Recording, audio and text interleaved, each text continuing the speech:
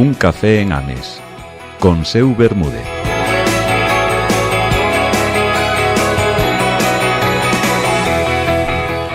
Hoxe quedamos para un café en Ames con Carlos Vieito.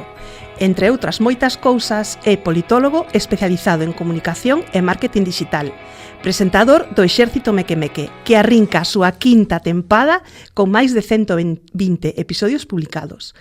Xunto co Exército Mequemeque consegue que falemos galego, riamos e pensemos, aínda que non precisamente nesta orde. Un cóctel que fai que hoxe poida pasar calquera cousa nos estudos de Ames Radio en Bertamiráns. Benvido, Carlos, como estás? Moi ben, un placer volver a estar aquí na miña casa, literalmente. É un placer pois vir a outro podcast da Radio Cidadá. Jolín, que eu hai literalmente nada estaba aquí intentando tamén traer unha xentiña para pintar a mona e tal, así que bueno, ser o que ven pintar a mona é fabuloso.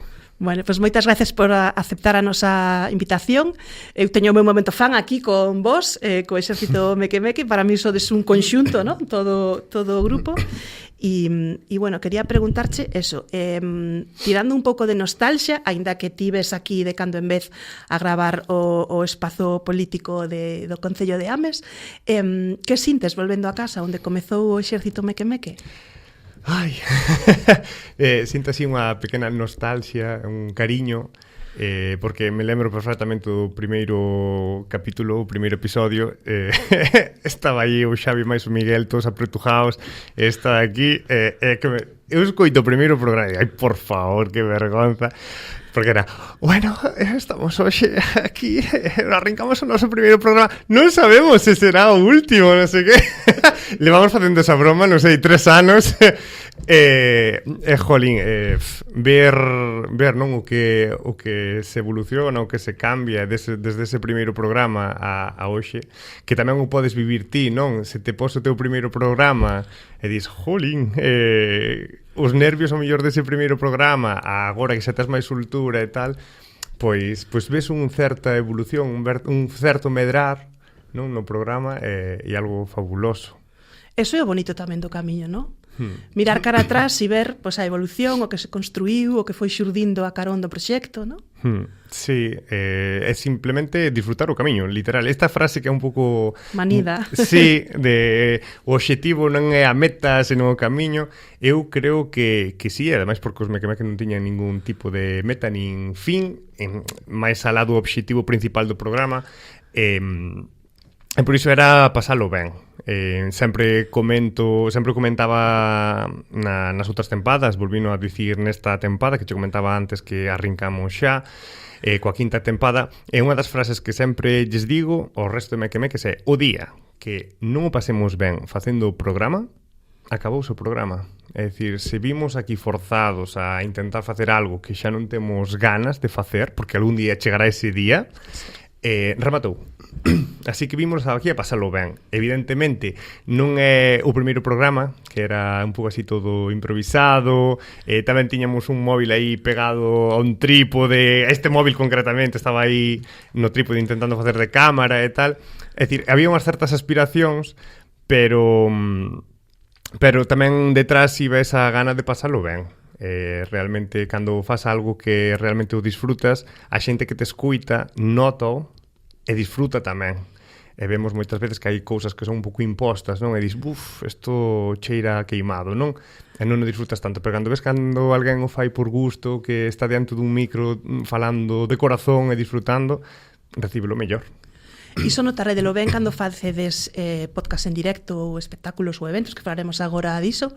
Que sensación vos dá cando vedes que a xente escacha coa risa ou que vos sigue as bromas, no? Que coñece... Sí. Porque vos estades creando un universo propio, no? Con unha imaxe visual moi específica, non? Sábese perfectamente onde está o Exército Mequemeque. Imagino que eso será tamén da túa parte máis de marketing digital. Tedes o vos universo de linguaxe, non? Palabras que ides creando, falábamos agora do mequerrocho, de todas estas cousas, non? Entón, ao final é moito máis que un podcast, é como, non sei, unha forma de vivir, non vai a quedar así moi heroico, pero... Eso é genial, Se mo vendes así. Sí, dixéchelo tío, ademais, moi ben, o de universo, porque lembrome que aquí en Ames Radio facíamos un espazo concreto que era Universo Meque Meque, que era parte do podcast. Hubo un momento, e incluso lle comentar a Juan de decir, mira Juan, hai algún problema porque cambiamos o nome de Exército Meque Meque a Universo Meque Meque por o tema este do belicismo, non, que estamos vivindo agora mesmo. Pois claro, o nome Exército non é a cousa máis acaída en algunhas cousas. Pero sí que é certo que a mellor se construiu iso un pouco consciente e inconscientemente de, bueno, ao final pois vanse ocurrindo ideas, valas proxectando, valas mantendo. O de Ola Parroquia apareceu porque sí. Contaba ainda outro día que é algo que estaba no subconsciente, porque o de Ola Parroquia non é un invento meu para nada. Eso dicía o Superpiñeiro no Supermartes. E o Supermartes vía o de cativo. Eu non me acórdome das 4 rodas do coche ali ao final, acórdome da Tilano. Mítico. E pouco máis me acordo dese programa. Pero de Ola Parroquia, Superpiñeiro empezaba como Ola Parroquia, benvidos outro. E claro, eso quedou no subconsciente. Un día aquí, creo que foi na segunda tempada, dixe Ola Parroquia, e quedou. Son cousiñas que van aparecendo, van evolucionando, madurando. E sí, ao final, como dis ti, sin querelo, vaise construindo así un pequeno universo, un ecosistema propio co que moita xente se identifica. Tamén é certo que hai unha certa intención, non? De sabemos a quen lle falamos, que é toda esa xava xeración, xente da nosa idade prácticamente, non? Que se criou vendo Xabarín. Claro, identifícanse un pouco coa mensaxe, co rollo. Claro, por iso a mellor lles gusta o que escoitan. Sí, foi como aquela tendencia que houbera que incluso chegaron a facer espectáculos en directo que era Yo fui a EGB ou algo así, sí. Que tamén todos víamos os nosos libros do cole, no, as tal, e entonces esas cousas, no, esa nostalgia unha vez máis aparece e une, por suposto, porque a parte emocional está aí, no? Faime gracia que estás todo o tempo mirando para Juan, que é o técnico que nos acompaña. É que estou acostumado. Porque, bueno, eles fixeron o Exército Meque Meque aquí na Radio Cidadá, en Ames Radio, no Concello de Ames, e vexo moita complicidade entre vos e gústame estar aquí como los dous. Ojalá Juan estivera aquí ao noso lado, tuvera micro e nos contara o que está pensando, que seguro que era unha grande riqueza para este programa, ¿no? Pregunteite polo que sintes cando fas o podcast en vídeo, os eventos en vivo, ¿no? Cando recibes directamente o feedback, ¿no? E as reaccións da xente que está ali con vos, dos mequemeques. Confeso que teño ese síndrome de impostor moi elevado. Sempre que se tiran os primeiros chistes costa que arranquen as risas, non? Os sorrisos e tal. E ata que eu vexo que a xente empeza a rir, estou todo o tempo nervioso. Por exemplo, o mes pasado non Pixel a Feira, que estivemos ali facendo o programa en directo, os primeiros minutos estaba como mima, estamos la cagando, a xente non está rindo, nos viñemos aquí a facer rir, por eso nos chamaron, e ata que conseguín que a xente empezara a rir, non estaba tranquilo, pero en canto arrinca iso, despois xa é como que vai solto, é dicir, xa non me preocupo, xa realmente empezo a disfrutar do programa, xa deixo de seguir o guión, porque ademais está grabado, pódese ver como eu durante estou seguindo un guión, tal, depois a xente empeza a rir, a interactuar con nós, xa nin estou mirando para papel, estou falando coa xente, xa estou máis disperso, non? É unha cousa que disfruto, o de con xente é unha gozada. Non hai mellor preparación que ter un guión aínda que non lle fagas caso, ¿no? Porque todo o traballo previo, aínda que penses, eu non miro o guión, pero está feito. O traballo previo está aí, ¿no? Sí, é como facer, cando estudas para un exame, non? Facer os apuntes, repasar e tal. Aínda que non estudes moito, se estés na cachola, ti ora tes o teu guión feito, sabes por onde vas tirar, pero se non tiveses nada, estarías como eso, vendida, non? A dicir, mima, por onde tiro? Ora hai un silencio incómodo, que fago? Sí, é importante facelo. Presumimos moito de non levar as cousas preparadas, pero bueno, sí, un pouquiño sí que se leva. Bueno, hai xente que o fai e lle vai ben, ¿no? Eu son de outra escola, de poñerme nerviosa, de ter preparado o máximo posible, de cumprir a hora que me marca Juan. Eu son así unha persona moi guiadiña. Volvendo un pouco á orixe do Exército Meque Meque, contanos un pouco do nome. era por buscar nomes así un pouco aleatorios. Teño que dicir que foi Xavi quen escribiu nunha libreta moitísimos nomes, que a verdade que son boísimos para outros podcasts, porque había nomes guapísimos. E o de Exército Meque era un nome o suficientemente raro que entraba ben e que era bastante sonoro, é dicir, sona ben, Meque. O de Exército mellor podese suprimir, non? Pero de Meque quedase aí un pouco na cachola.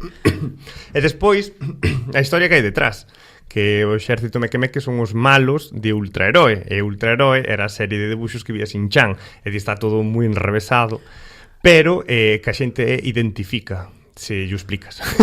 Explicas de onde ven e din, sí, xa me lembro. E iso foi un pouco tamén da casualidade, non había nome literal, e foi un pouco así un brainstorming, aí tormenta de ideas. Total. A ver que se nos ocurre. Claramente Xavi é o que ten a cabeza máis lúcida para estas cousas, é o que se lle ocurren todas estas movidas, e dixen, pois sí, aí está. O nome a mí chamoume a atención a primeira vez que o escoitei, e precisamente o contraste, no, de Exército Meque e a imaxe que transmitides, no, con debuxos, muñecos, peluches, galletas, chuches, no, esa mesa chea de cousas que hoxe notarás super vacía, no? Ese contraste tamén é potente, no? Pode chamar a atención. Eu confeso que cando hai persoas que non coñecen o programa e de repente atópanse co de Exército, entenden, aínda que se sean de fora, non, que ven algo militar, non? E de repente atópanse con colorinchos, música infantil e tal, e quedanse como distopía que hai aquí. Sí, é certo, nunca o pensara o de esa comparación de algo moi feo, non, como pode ser algo bélico, con colores, con cores bonitas, peluches. Sí. Pois sí, non o pensara así. Bueno, eu, claro, non é o mismo que ti percibes como creador que o que percibimos os que o vemos dende fora, non? Aí sempre está ese sesgo que temos co noso propio traballo. Pero sí, e eso que a palabra exército pode crear un pouco así de rexeitamento, falábamos antes de comenzar, non? Pero ao final vos sodes un exército, unha lexión, non? Un grupo de... ¿no? Estámoslo intentando. Sí, a ver, hai moita xente que segue o programa e eu ainda non me explico por qué. Sí, digo, que se perden, que non terán mellores cousas que facer. Sí, pero é certo que despois miras nas estatísticas, non, a ver que tal vai o programa, e é verdade que moi ben, porque, jolín, hai xente que non podese mirar, non? Canto te escoitan, onde hai picos, esas cousas. Onde paran, non? Onde... Sí, a xente come o programa, é dicir, a caída é tan baixa, é todo recto, non unha liña recta, que cae despois tamén ca sintonía do final, que dices, jolín, a xente moi infiel, non? Sí. E despois tamén ves, non, como chegas, isto xa está me salindo a miña parte profesional de marketing. Pero compartimos esa área, así que nada. Pues dalle. Ves, non, tamén como chega a xente, e moita xente chega de rebote, non? A xente non busca por ti, e ao mellor están escutando outro podcast e aparece unha recomendación ou calquera outro tipo de estímulo que chegara onde a nós,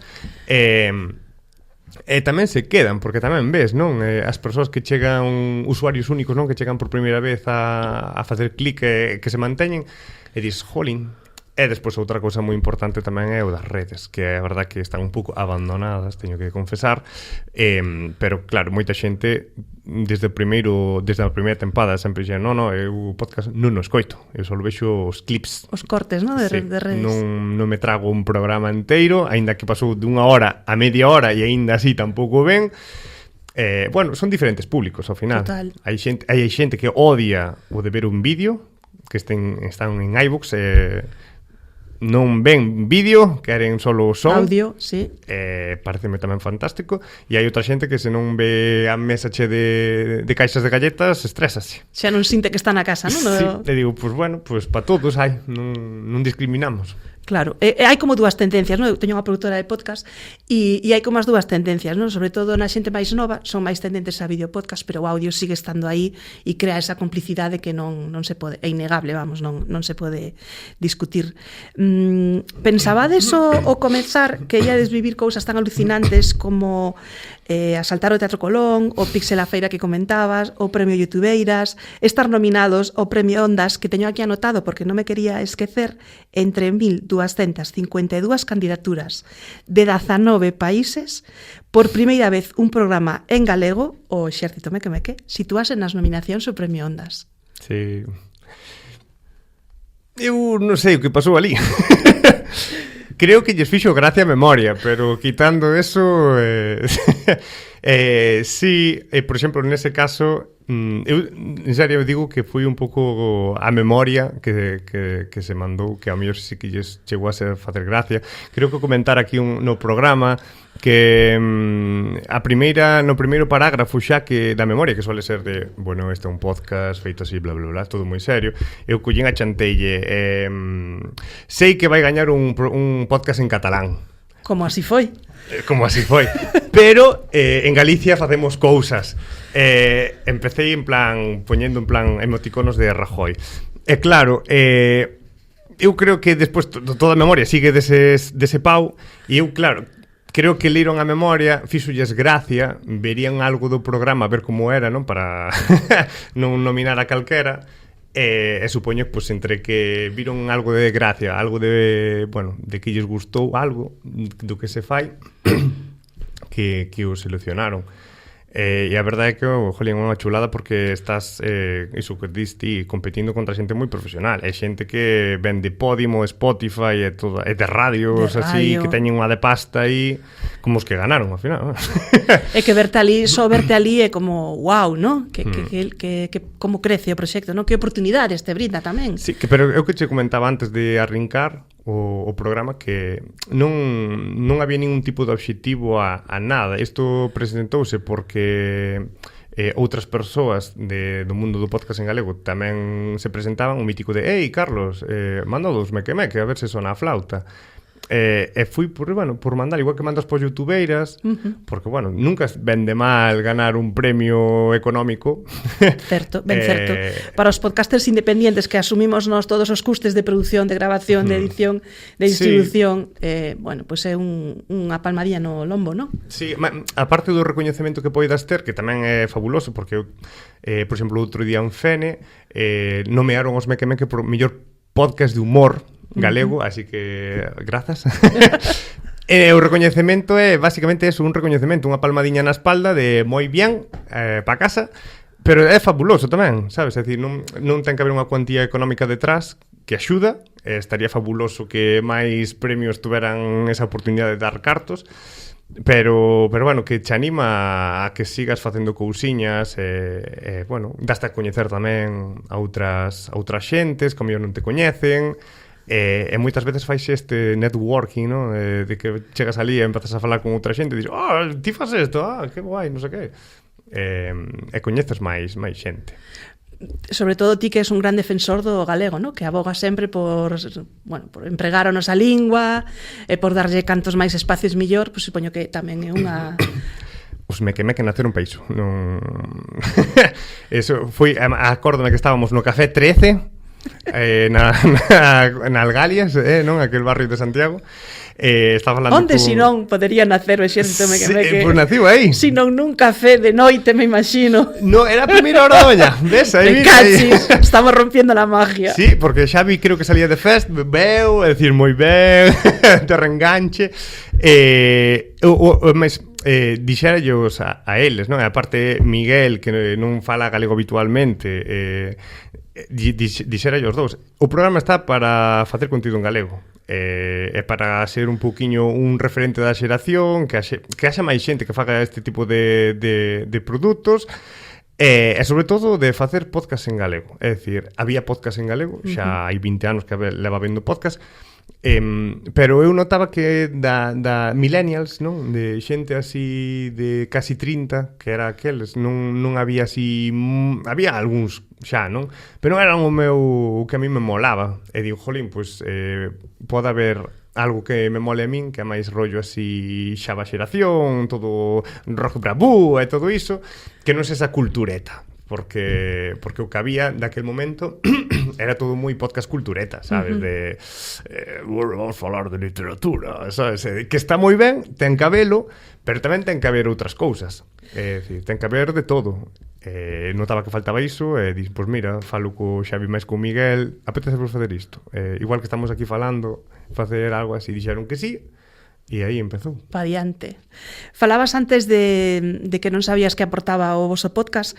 A min o que me aporta é moita diversión. É como un break no día, non?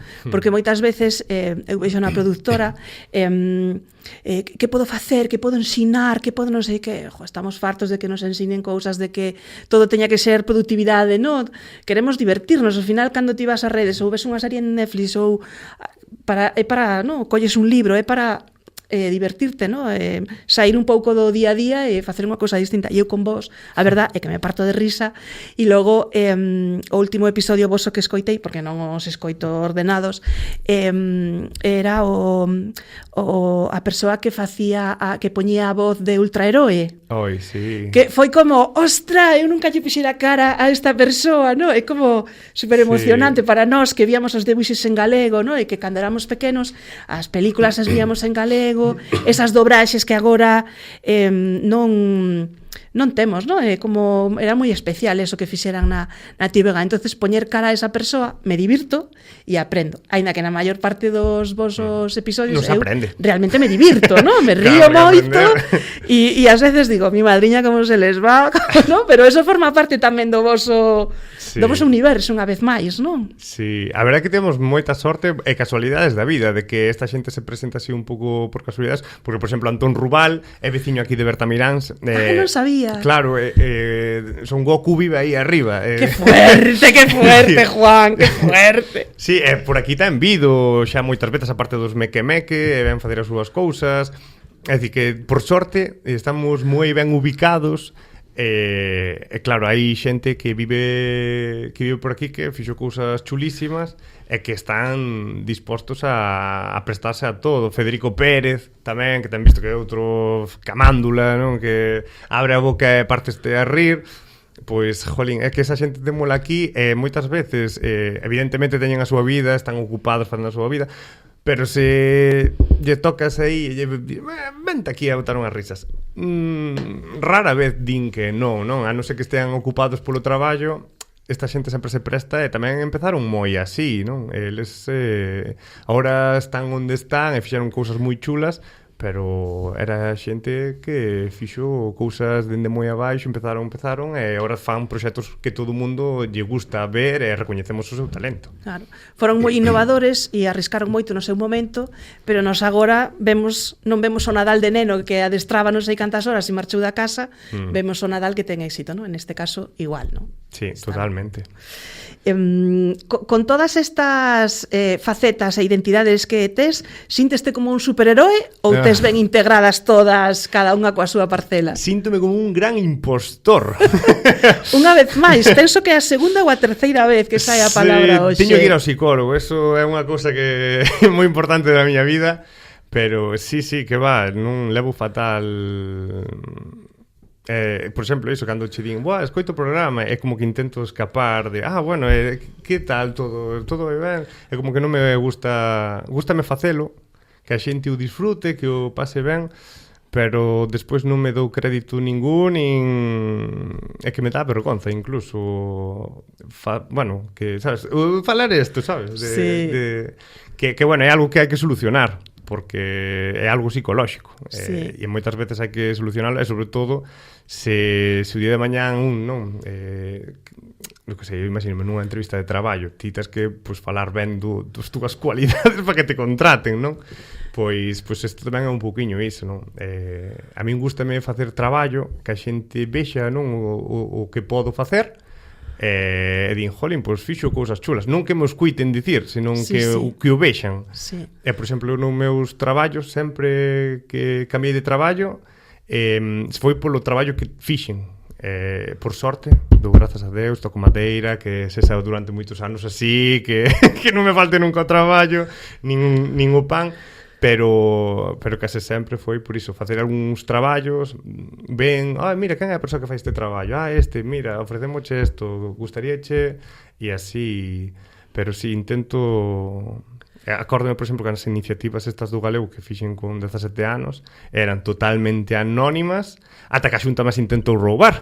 E claro, cando vexo o o secretario xeral de Política Lingüística dicindo que era seu traballo, dixeme, perdona? Pero se ti non eres esa conta, son eu, como que...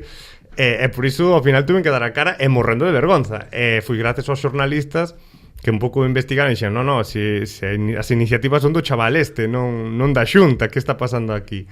E por iso aprendín un pouco a poñer a cara adiante e dicir, bueno, hai que tamén estar orgulloso do que se fai, pa ben e pa mal, porque non todo son cousas bonitas, hai cousas que pois, non saben ben, ou mete la zoca, ou, bueno, pois podíanse ter feito de outro xeito, e tamén se asumen. Esas asumo as mellor, ves? Bueno, aí hai aprendizaxe, non? Sí. Se non saben ben, aprendemos, non? Empatizo moito contigo porque pasoume onte, bueno, a primeira vez que alguén me dixo que escutaba o meu podcast, literalmente saín correndo, vale? Saín correndo. Onte estaba abrindo a porta a un repartidor de Amazon en pixama como boa emprendedora que traballa na súa casa, vale? E a veciña de enfrente abriu a porta e díxeme, que guapa estás en la foto de la radio e tal, e eu ali morta de vergonza, imagínate en pijama con repartidor de Amazon, e era, o sea, somos veciñas dende hai casi 20 anos e era, estou me poñendo colorada agora, sabes? Era mátame camión, non? Morro aquí mesma. Pero eu como coach, que tamén sou coach, hai que facerse un recoñecemento propio, non? E está ben que falen por nós nun mundo no que as verbas están xa tan gastadas, non, tan manidas, que dicíamos antes, está ben que fale por nós o noso traballo e o que a pegada que deixamos aquí no mundo, pero joder, tamén hai que darse un pouquiño a valer, que decían as abuelas, non? Sí, pero é como que sona que es como moi flipado, sabes, en plan, onde vas, hombre? Sabes, é dicir, que despois eu escoito outras persoas que admiro, non? E digo, e falando dos seus traballos, digo, jolín, que guai, sabes? E digo, que guai, fixo isto, fixo outro, ou fixaron así, ou fixaron asá, mira algún certo admiración. Pero a mí me sale, eu é como que digo, no, que vai quedar de flipado para arriba, non? Eu, silencio aí, que a xente o disfrute. Sí, bueno, eu penso que hai que ter aí un equilibrio, non? Estes egos desmedidos que asoballan o resto, eso é agotador tamén, non? Aparte neste mundillo hai moito, moito flipado. Sí. Pero bueno, imos ir cara ás preguntas finais. Quería falar brevemente da Operación Albóndega. Non sei se está relacionado con isto que comentabas da Xunta, de alguma maneira. Esa non, mira ti. Sí, Operación Albóndega. De onde sacaches esa información? Eu xa che dixen que son moi guiadiña, moi traballadoriña e que me preparo ben o guión. É que da Operación Albóndega saliu en OK Diario, por iso non creo que consultes esos pseudomedios. OK Diario, sí. A Operación Albóndega é unha iniciativa tamén a prol do galego. Chamase Operación Albóndega porque é para IKEA. IKEA, temos un IKEA na Coruña. Claro, IKEA non rotulaba absolutamente nada en galego estando aquí, non? Pero por casualidades da vida e por unha vida moi precaria que eu vivía, iba a comer ao IKEA porque era máis barato comer ali. Pois estaba eu mítico, pides as albóndegas, e vas pagar, tal, e podías seleccionar calquera idioma para pagar. Eu vivía naquel momento en Barcelona, todo estaba en catalán, evidentemente, pero a hora de pagar todo o sistema informático podías escoller lingua, non? Estaba no mítico en castelán, en catalán, en éuscaro, en inglés, en alemán, pero en galego non. E foi como, a ver, eu non podo pagar en galego, pero si podo pagar en alemán. Non ten sentido ningún, non? Se estamos no estado, está o catalán, está o éuscaro. E cheguei a casa sin saber nocións en cero de programación web. Empecé a mirar tutoriais de como se crea unha web, de como se fai envíos automáticos e tal. E o que fixen literalmente foi escribir un manifesto nunha web cun formulario onde ti cubrías os teus datos persoais, o teu correo, o teu DNI, creo que era, e mandábaselle automáticamente un manifesto asinado por ti a IKEA, concretamente a IKEA Coruña. Durou 2 días, porque a señora do IKEA chamoume e dixo, apaga eso, por Dios! Favor. Porque se saturou o correo do IKEA, claro, ese correo era para tratar con clientes, e claro, estabanlle chegando centos e centos de mensaxes cun manifesto dicindo poñede IKEA en galego. E conseguiuse. rotulouse todo en galego, o catálogo está en galego, e dende a finais do ano pasado, se non me engano, o principio destes, as instruccións dos mobles tamén veñen en galego. É todo por unha noite de ver tutoriais de como programar unha web. Non tivo máis traballo, e despois difundilo en redes, claro, pero bueno, esa era a parte fácil. Simplemente con esa iniciativa, ahora hai persoas que están traballando para IKEA coa único obxectivo de escribir e traducir todo ao galego. É dicir, esa acción está lle dando de comer a outras persoas e posiblemente lle esteas axudando, non, no día, e aparte para nós, non, como usuarios poder estar no IKEA na nosa lingua, que é un dereito. Estaba pensando nunha frase de Eduardo Galeano que non vou a reproducir ben, pero que decía que un montón de persoas facendo cousas pequenas no seu ámbito máis cercano poden cambiar o mundo, non? E iniciativas como a túa, bueno, pois consiguen que se cambie o mundo en certo modo. Vamos, en un minutiño antes de que Juan nos bote do estudio, coas dúas preguntas finais, rapidamente, son as máis difíciles, xa te adianto. Non será como as de Broncano, non? No. Elevo un mes moi malo. Non son. Todo o mundo pensa que sí, pero non. Cal é o teu lugar favorito de Ames? Ai, teño que dicir o Milladoiro, non me queda. Parece mentira, pero... sí, pode ser, ou incluso unha da zona que tamén me gusta moito é por a zona do Ortoño. Son zonas así moi bonitas, pero o Milladoiro, que todo o mundo pode dicir, é a zona máis urbanizada, máis horrorosa, non sei que tal, porque ten edificios por todos lados. Pois o Milladoiro ten o seu encanto, e o encanto danlle as persoas que ali vivimos. Eu son orgullosa veciña do Milladoiro dende 2001. Ali criei a meus fillos e ali fomos a actividades, ali fixemos todo o que tiñamos que facer, así que compráceme moito a túa resposta, grazas. Cal é o teu recordo máis especial así no Concello de Ames, xa para pechar? Hubo moitos recordos moi chungos, é que vivimos nun concello que ten moita historia. Moita. Aquí escondiuse o Códice Calistino. Aquí actuaron por primeira vez os geox. Aquí un tío intentouse suicidar cunha bombona de butano e reventou un edificio. É dicir, aquí pasaron cousas. Eu vivía xusto enfrente desa persoa. Lémbrome perfectamente dese día. No edificio? No edificio de enfrente. O que pasa que o noso edificio daba cara atrás. Que forte. Pero sí, fora moi forte. Pois eu creo que todas esas experiencias... Pero mira, se hai un recordo que creo que levo aquí moi guardado, que sempre teño aí no subconsciente, é correr polo autobús de Calo. Un clásico. É un clásico que se perdiu, ese autobús verde que había que correr, cruzar a meridiana esa. Ese é un recordo que gardo, e ir correndo con miña nai para o autobús costa abaixo pola avenida. Unha chulada. Pois moitísimas gracias, encantoume estar aquí, conversar contigo, coñecerte un pouco máis, ter o meu momento fan, e moitas gracias Juan, moitas gracias Ames Radio, Concello de Ames, Parroquia e demais familia. Vémonos en 2 semanas. Grazas. Gracias, chao.